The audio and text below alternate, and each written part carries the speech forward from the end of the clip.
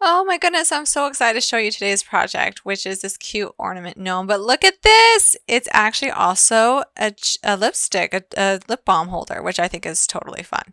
You can just stick it right back in there. These will hang on the tree even with the lip balm in them, or you can hide a different gift. So I want to show you how to put this together. On the hat, before you put it on the head, do some embellishment and stitching. Do whatever you want to do. Experiment and have fun with it. You can do a little star or a design like I have above. Then after you've done that, to finish off the hat, I like to do this invisible join, where instead of joining with my crochet hook, I put my needle through those two top V's, and then on the very last stitch I used, I go through the back loop only. As I pull that tight, it kind of creates a mock stitch that makes that edge look a little bit nicer for a finish. Now we're ready to go ahead and stitch this on to the main body of the gnome.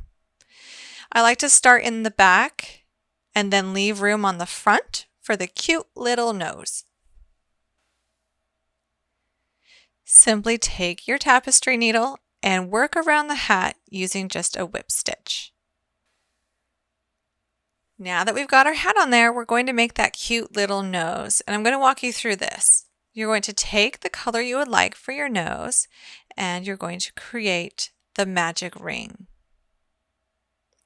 You do this by starting as if you were making a slip knot, but you're not going to cinch it down tight. You're going to stick your hook through that loop, pull down the strand to get your hook in there, and then chain one. Now we'll be working around these two strands, our stitches will go over them so that later we can close this circle. So I'm doing my half double crochets in this magic ring.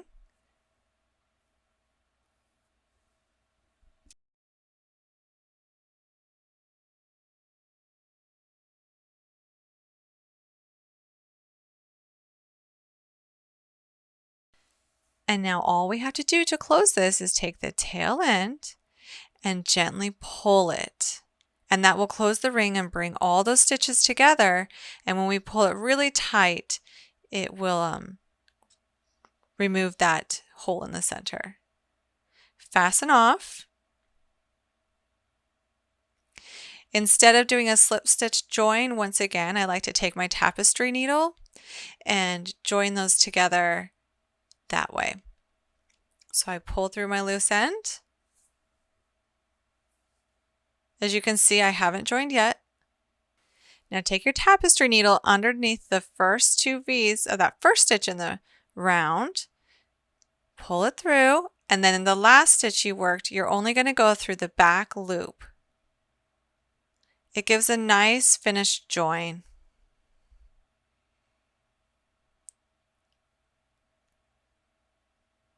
Got my yarn tangled a little bit there, pulling that out. Now as I pull this tight, you can see that there's not that slip stitch join that kind of adds a little nub. It's a very clean finish. But now what I want to do is I want to go through all of the back loops around the outside of this nose. So I'm going to take my tapestry needle and just loop through all the back loops all the way around.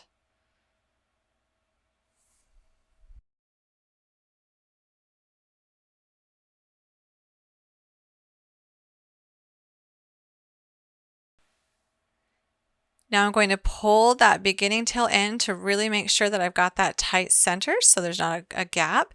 And then I'm going to take this time to weave in that first tail end and get that out of the way.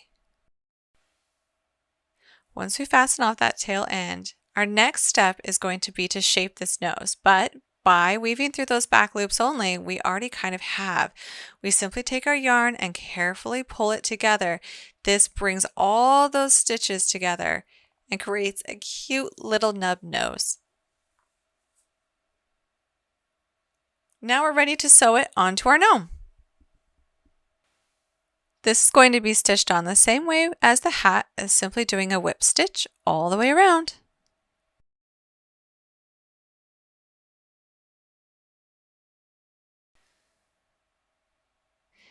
Now for the last part of our assembly, which is the beard.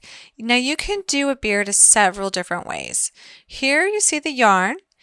This way, if you have some gray yarn or white yarn or whatever you want, is really easy to do. You're simply going to cut lengths about 8 inches or so, and then fold it in half.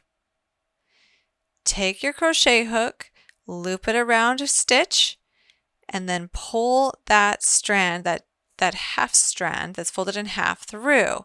This creates something called a lark head knot. In my right hand, I've got a loop, and I simply pull through to complete that beard. I'll do it several times all the way around.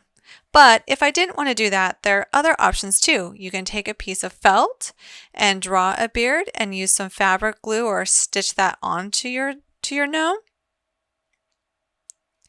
I have one pre-cut out here that I thought was pretty cute. And lastly, you can also use a piece of fur, a fabric fur, for your gnome. I hope you really enjoy this project.